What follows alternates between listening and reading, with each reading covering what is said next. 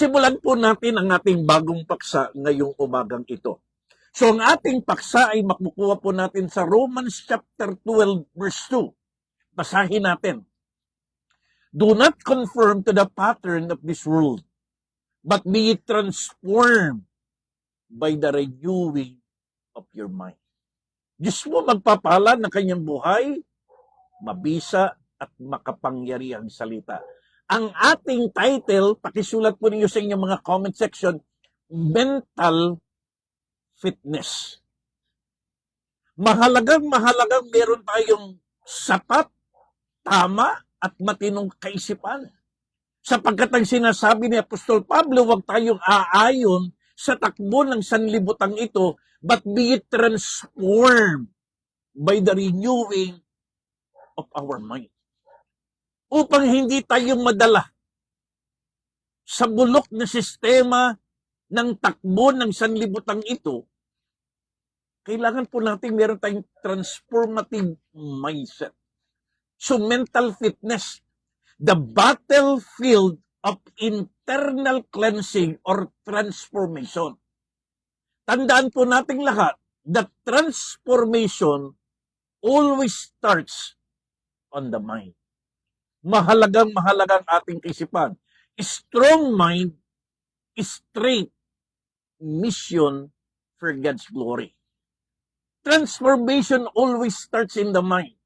If the mind is disciplined, the badge, the position, the title, the office will always remain dignified.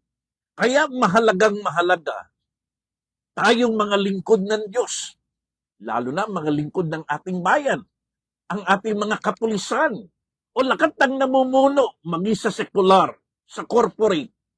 Napaka-importante ng tinatawag po nating mental fitness.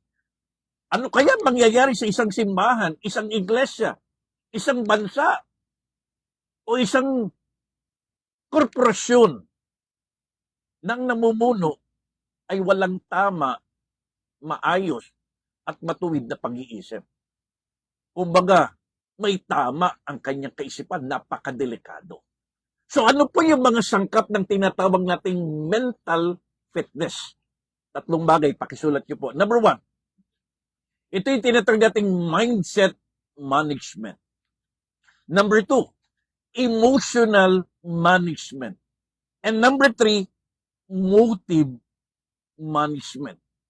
Kung nais natin ang tinatawag nating mental fitness, maayos, malusog, tama, matuwid, na kaisipan, dapat marunong tayong mag-manage ng ating mindset, ng ating emotion, and even our motive.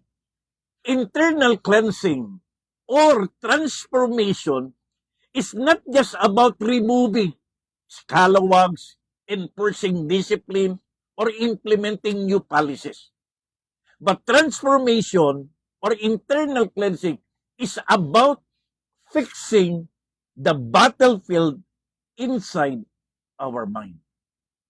Mahalagang itinatama at inaayos po natin ang ating kaisipan. Because before corruption become an action, it becomes a thought.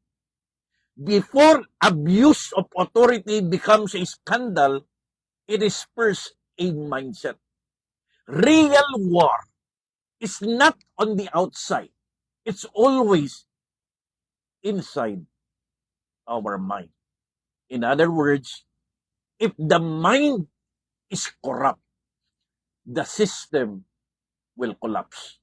If the mind is clean, we will all become honorable again. Kaya mahalaga, meron tayong tinatawag na transformed mindset o yung tinatawag nating healthy mental fitness. So ngayong umagang ito, talakayin po natin the 3 mental fitness discipline for our transformation o sa kapulisan po natin tinatawag nating internal cleansing. O handa na po tayo? Pakisulat nga po natin sa ating comment section. I am blessed to be a channel of God's blessing.